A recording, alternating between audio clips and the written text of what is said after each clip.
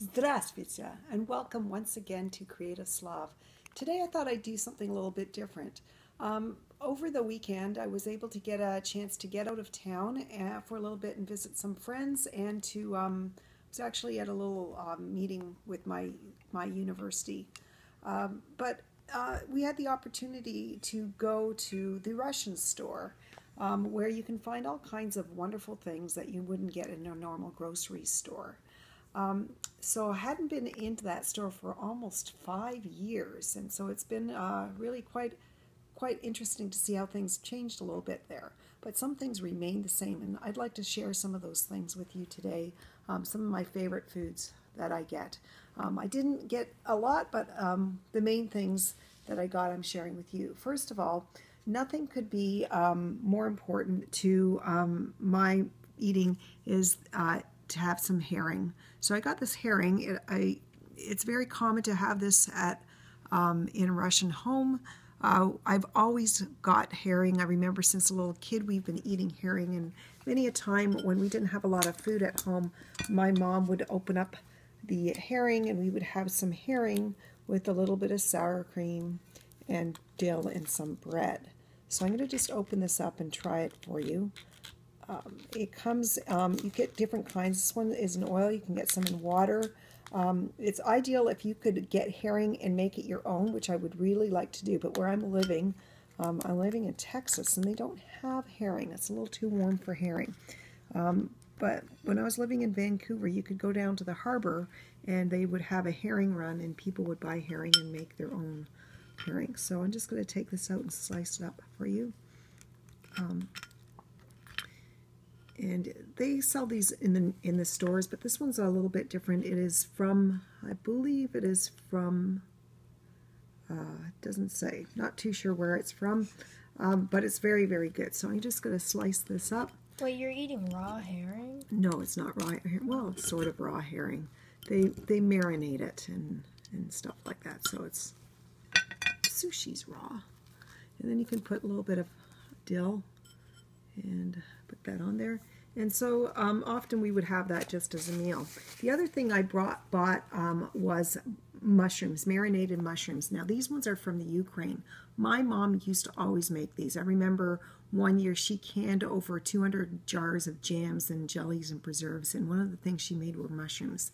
Now I'm looking at these. These aren't as fine as ones my mom makes because she always went for the smallest mushrooms possible. So I'm not too sure if they'll compare with my mom's, but since she is no longer with us, this is going to have to do. And I'm going to have to work on a recipe myself for coming up with some great mushrooms. She never did pass those on, those recipes, just because we just got too busy, and then she got very sick. So anyway, so there are the mushrooms, and that would be a meal. So I'm just going to try these and see how they are. So here's, looks good. It does look good, doesn't it? So mushroom, not too bad. And the herring, a little bit salty, but not too bad when you add the sour cream. Okay, I'll just leave that aside. Now the other thing that I remember growing as a kid, it was in 1967, the World Fair came to Montreal, Canada, and I remember going in particular to the Russian Pavilion, and we got all kinds of wooden toys, and some of the things I still have from that time. One of the things I do remember is getting these Russian candies, and they have not changed since that time, since 1967, and I'm pretty sure they've been around for a long, long time before that. What's beautiful about Russian candies, these are chocolates, is that how they're wrapped, and they always have some beautiful artistic drawing on them. So this one looks like he's a beekeeper. Okay, he's got a kite with a bee. These are some bears, Visionik. We have here a cow, and this is a nobleman or somebody, some worker or something. I'm not too sure, but they have really other ones, but I was not able to find them all. Now it's kind of hit and miss with some of these candies because they are imported, and gosh knows what happens on the boat ride over. And just try these out. You can see they come in different wrapper layers. It's really quite lovely. You could never find anything like this here without paying oodles of money. Okay, so I'm back here with some Russian sweets. This is here a little candy, konfetki. It's like confectionery, I guess in English would be the translation.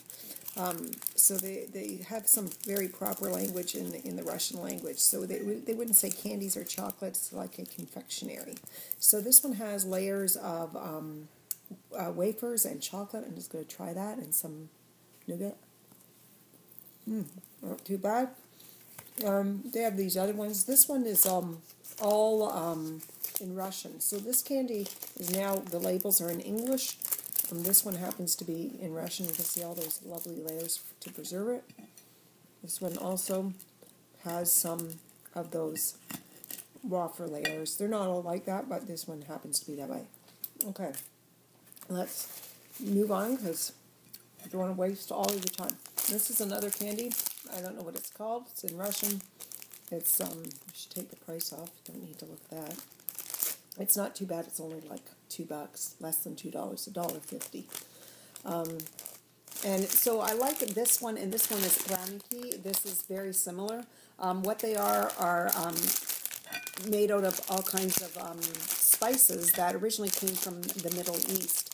Russia used to be on the trade route with China, and with that, some of their desserts and things got filled up with all kinds of great spices from the East. And so that's still today in these confectionaries. So these ones, they're always filled with some kind of jam kind of substance, and it's kind of like a cake. It's not very sweet. Where it gets its sweetness is really the sugar coating on top. And this one is really good. I can't describe the face. It's kind of a chocolatey, I guess hazelnut kind of flavor. I love this one. And these ones are also similar, but in a different form. You can get all kinds of different forms of this kind of dessert. This one is round. These are very, reminds me a lot of the German Pfeffernussen, if you know what those are. Probably same origins. I imagine they came from Russia, actually, and then went to the West, because these all originally came from China, the spices in India. So this one's very similar to the inside. There's a filling inside. This one has more hints of clove and cinnamon and probably nutmeg and allspice. Really, really very good. So if you're looking for desserts, some sweets for your children that aren't too sweet, you want to check out some of these. If you have a Russian store near you, you want to try and get these. You could also probably order them online. They're really very good. I've known about these since I was a little kid and always look forward and am quite excited when I can find these in my neighborhood. So for right now, this is all I have for you. I will be cooking up some blini next time I see you. So until then, enjoy your evening and your day with your herring and your pickled mushrooms and your sweets. So for right now, Creative Slav, Paka!